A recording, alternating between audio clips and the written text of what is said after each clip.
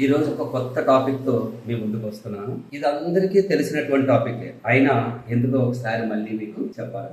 నాకు తెలిసి అందరికి ర్యాబిట్ అండ్ టార్టాయిస్ స్టోరీ తెలిసే ఉంది, కానీ అందరికీ తెలిసింది ఫస్ట్ స్టాంజా. కొంతమందికి మాత్రమే 3 స్టాంజాస్ ఉన్నాయని తెలుసు. అసలు ఏంటి 3 స్టాంజాస్? ఫస్ట్ స్టాంజా ఏం చెప్తుంది, సెకండ్ ఏం చెప్తుంది, థర్డ్ స్టాంజా ఏం చెప్తుంది అన్నది ఈ రోజు మన వీడియోలో ఉన్నటువంటి ముఖ్య విషయం. అసలు ఫస్ట్ స్టాంజా ఏంటన్నది ఒకసారి మనం డిస్కస్ చేద్దాం. One day rabbit and tortoise running race పెట్టుకుంది. అందులో టార్టాయిస్ అండ్ ర్యాబిట్ రెండు రన్నింగ్ రేస్ స్టార్ట్ చేసిన తర్వాత కొంత దూరం వెళ్ళిన తర్వాత ర్యాబిట్ ఒక చెట్టు దగ్గర నిద్రిస్తుంది, పడుకుంది. సో ఈలోగా టార్టాయిస్ ఏం చేసింది, తన ఏదైతే చేరుకోవలసినటువంటి గమ్యం ఉందో ఆ గమ్యానికి చేరుకుంది.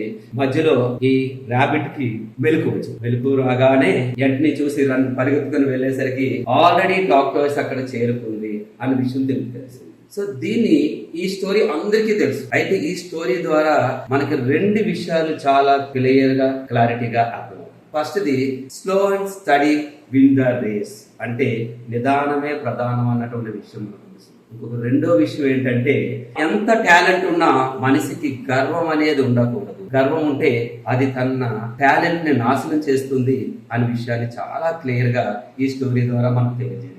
అయితే టాలెంట్ ఉండి కూడా ఎవరు ఓడిపోవడానికి ఒప్పుకోరు. అందుకే మళ్ళీ ర్యాబిట్ ఏం చేస్తుందంటే, మళ్ళీ సెకండ్ టైం రేస్ పెట్టుకుందామని తన్ని టార్టాయిస్ ని బలవంతం చేస్తుంది. అప్పుడు తను ఒప్పుకుంటుంది.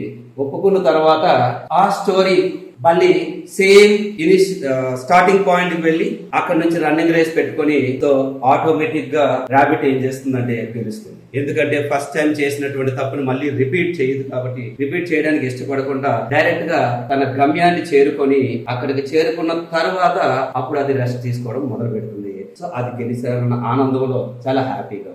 ఈలోగా మెల్లగా టార్టాయిస్ అక్కడికి వచ్చిన తర్వాత టార్టాయిస్ వాటిని ఒప్పుకోలేదు.